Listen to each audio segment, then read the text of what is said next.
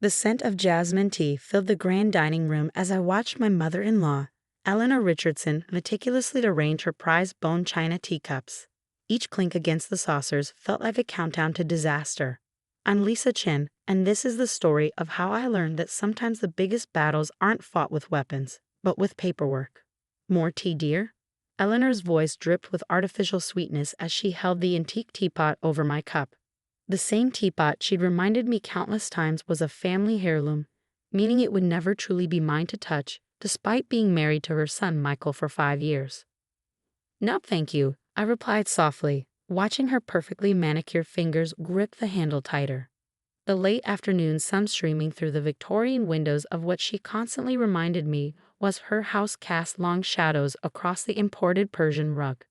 Another family heirloom I wasn't worthy of walking on, according to her subtle jabs. I remember the day Michael and I moved into the Richardson estate like it was yesterday. Eleanor had presented it as a generous offer to help us save money while Michael's tech startup found its footing. Family helps family, she'd said, her smile not quite reaching her eyes. What she really meant was that her family helped her family, and I was still very much an outsider. The sprawling 1920s mansion had been in the Richardson family for 3 generations. Every room breathed history, from the hand-carved mahogany staircase to the crystal chandeliers that Eleanor polished weekly. It was beautiful, intimidating, and suffocating all at once. Lisa, darling, Eleanor's voice cut through my thoughts. I noticed you've been rearranging the kitchen cabinets again. Her tone was light, but her eyes were steel. I do wish you'd consult me before making changes to my home. I bit back the response I'd been holding in for years. The kitchen had been a disaster of mismatched organization, with baking supplies scattered across 3 different cabinets. My simple reorganization had made it more functional, but to Eleanor, it was an act of war. I'm sorry, I said instead, the words tasting bitter. I was just trying to make things more efficient. Efficient? She laughed delicately. Dear, this house has run perfectly well for 50 years. We don't need modern efficiency. The way she said the word made it sound like a disease. Michael sat silently beside me, suddenly very interested in his tea. My brilliant, successful husband, who could command a room of investors but couldn't stand up to his mother. I reached for his hand under the table, but he pulled away slightly, not wanting to attract Eleanor's attention. The tension in the room was broken by the sound of the front door opening. Hello? Anyone home? A familiar voice called out. In the dining room, Charles.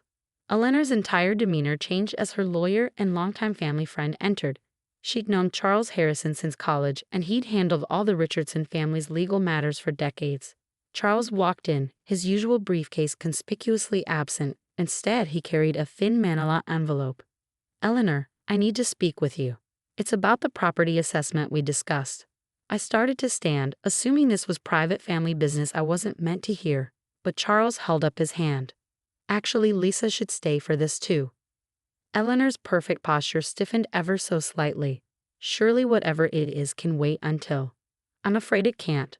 Charles interrupted, something I'd never seen anyone do to Eleanor before. The county assessor's office has been reviewing property records and they found some irregularities. The temperature in the room seemed to drop 10 degrees. Eleanor set down her teacup with a sharp clink. Irregularities? What kind of irregularities? Charles cleared his throat, glancing between Eleanor and me. It seems there were some issues with how the property transfer was handled after Jonathan's passing. Jonathan, Eleanor's late husband and Michael's father. He died 7 years ago, before I'd met Michael. The house had supposedly passed to Eleanor then, or so everyone believed. That's impossible, Eleanor snapped. You handled everything yourself, Charles. I handled what I was given, he replied carefully, but it appears there were some documents we weren't aware of. Documents that Jonathan filed privately. Eleanor's face had gone pale. What documents? Charles pulled a paper from his envelope. Jonathan made some changes to the property deed shortly before his death. Changes that only recently came to light during the county's digital records update. I sat very still, watching Eleanor's perfectly curated world begin to crack around the edges. Something was very wrong, and for once she wasn't in control of the situation. What kind of changes? Michael finally spoke up, his voice tense. Charles looked directly at me as he answered. The house wasn't transferred to Eleanor after Jonathan's death. According to these records, Jonathan set up a trust. The property was to be held in trust until— he paused, checking the document, until his son married, at which point the house would transfer directly to his future daughter-in-law. The teacup slipped from Eleanor's fingers, shattering against the saucer. Tea spread across the pristine white tablecloth like a growing stain. "That's not possible," she whispered, but the tremor in her voice betrayed her. "Why would he?" I sat there, stunned, as Charles continued explaining the legal details. Jonathan Richardson, the man I'd never met, had apparently left his entire estate, the house, the grounds, and even the contents, to his future daughter-in-law. To me. He left a letter explaining his decision, Charles added, pulling out another document. "Would you like me to read it?" Eleanor's face had turned from pale to flushed. "This is ridiculous. I've lived here for 30 years. This is my home." "Mom," Michael started, but she cut him off. "No, I won't accept this. There must be some mistake. Charles, you need to fix this immediately." But Charles was already shaking his head. "The documents are legitimate, Eleanor. Jonathan's instructions were very clear. He wanted his son's wife to have security and independence in her new family. Charles hesitated, then continued. "He specifically mentioned wanting to ensure she wouldn't feel like a guest in her own home." The words hung in the air like smoke. Had Jonathan known? Had he somehow anticipated exactly how his widow would treat his son's future wife? Eleanor stood up so abruptly her chair scraped against the hardwood floor. "Get out," she hissed, staring directly at me.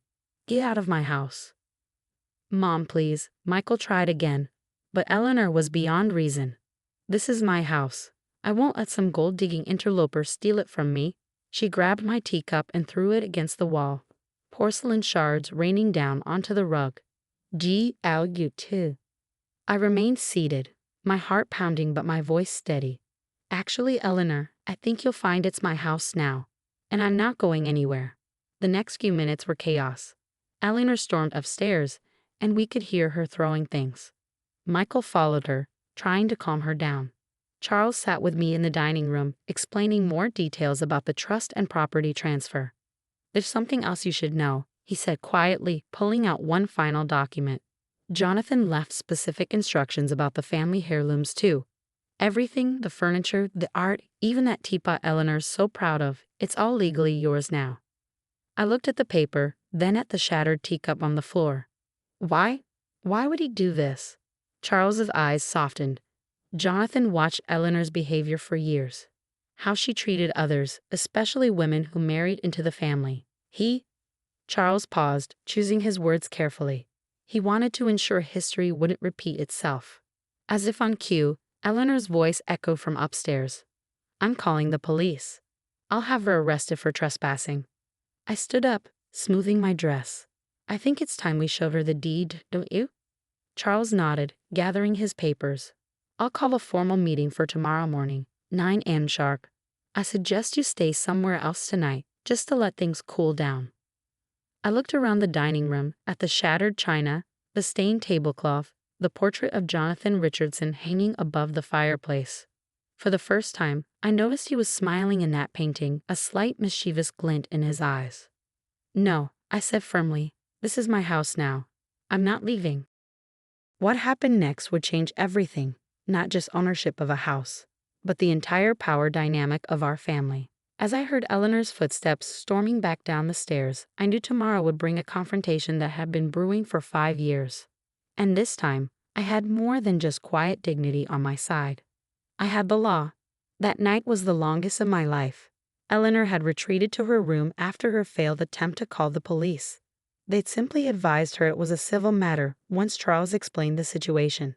Michael, torn between wife and mother, had taken refuge in his home office, leaving me alone in what I now knew to be my living room.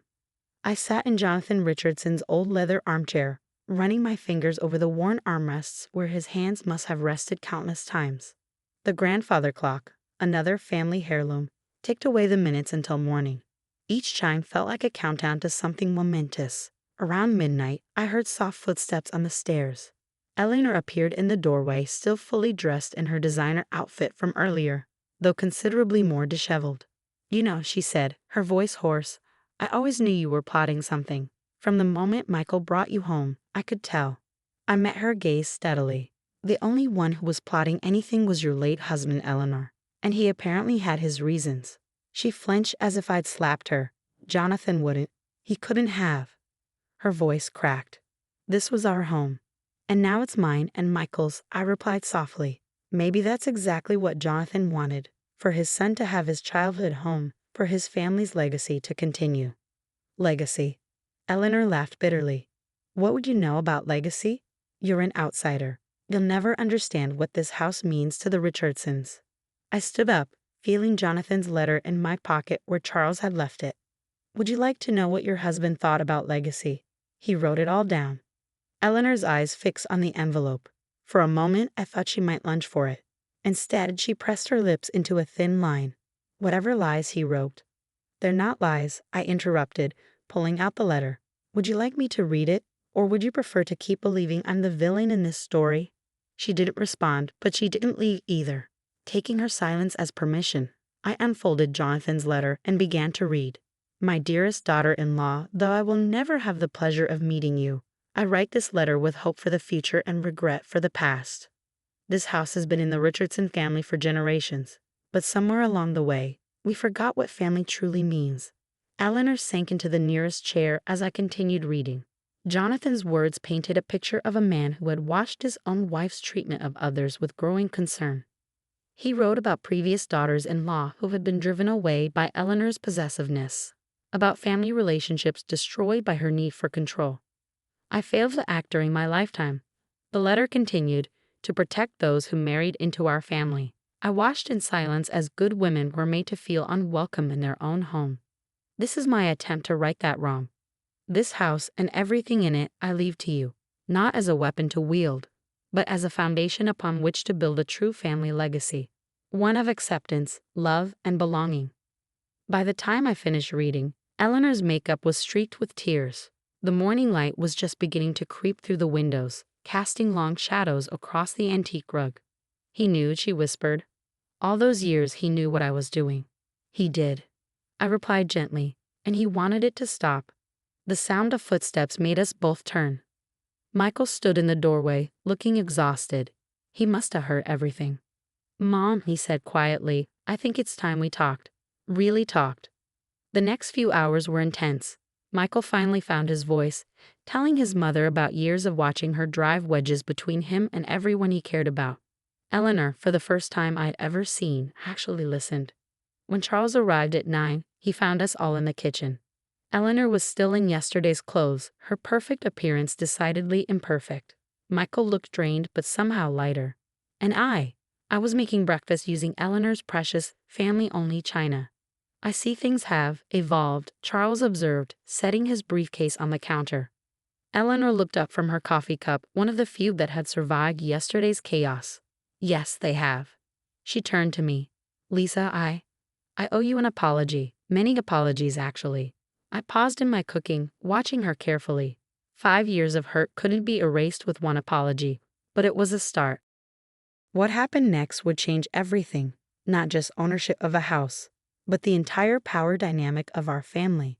As I heard Eleanor's footsteps storming back down the stairs, I knew tomorrow would bring a confrontation that had been brewing for 5 years.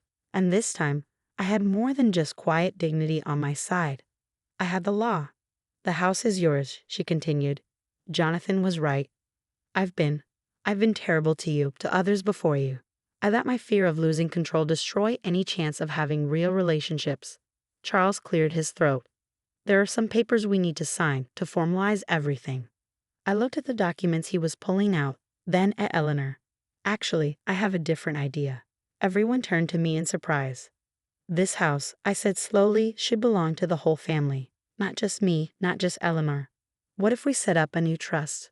One that ensures this place will always be a family home, but a real one this time. One where everyone is welcome. Charles raised his eyebrows. That would require some legal maneuvering, but it's possible. Lisa, you don't have to, Michael started, but I cut him off. I want to. Jonathan's letter wasn't about revenge or punishment. It was about building something better. Maybe that's the real legacy he wanted to leave. Eleanor's hands were shaking as she set down her coffee cup. Why would you do this, after everything I've done? Because that's what family does, I replied, using her own words from years ago. Real family. The next few months were a period of adjustment. Eleanor moved into the guest house on the property, her choice, not my requirement. She started seeing a therapist, working through years of control issues and fear. Michael and I took the main house. But we made changes, opening up the formal rooms, making them warmer and more welcoming. The family-only china became everyday china. The precious heirlooms came down from their pedestals and became part of our daily lives. The house began to feel like a home rather than a museum. 1 year after that fateful tea party, we hosted a family dinner. The dining room was full of laughter instead of tension. Eleanor sat at the table, not at the head, but among everyone else. When she passed me the old teapot, her smile reached her eyes. "More tea, dear?" she asked, and this time, there was no hidden meaning, no power play. "Yes, please," I replied, holding out my cup. As I looked around the table, I caught sight of Jonathan's portrait above the fireplace. In the warm light of our gathering, his smile seemed wider, more satisfied. He had known something that took the rest of us years to learn. That true family isn't about ownership or control. It's about creating a space where everyone belongs. Eleanor must have noticed me looking at the portrait. "He would have liked this," she said softly. "All of us together like this." "Yes," I agreed. "I think this is exactly what he wanted." The grandfather clock chimed in the background, marking another hour in our new family story. Outside, the sun was setting over the estate. Not Eleanor's house, not my house, but our home. A place where the past and present have finally found their balance, where old wounds were healing, and where a new legacy was taking root. Jonathan Richardson's final gift hadn't just been a house. It had been a chance to redefine what family meant to all of us. And sitting there, watching Eleanor teach my young niece how to properly hold a teacup while Michael and his cousins debated technology in the corner, I knew we had finally gotten it right. Sometimes the greatest inheritances aren't the things we own, but the truths we learn about ourselves along the way. And sometimes it takes losing everything to find what really matters. The Richardson estate still stands as one of the grandest homes in the neighborhood, but now it's known for something more than its architecture or its history.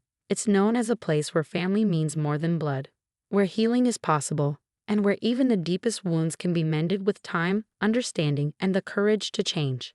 As for Eleanor and me, we're not just daughter-in-law and mother-in-law anymore. We're something better, we're family, real family, and that's worth more than any house, no matter how grand it might be.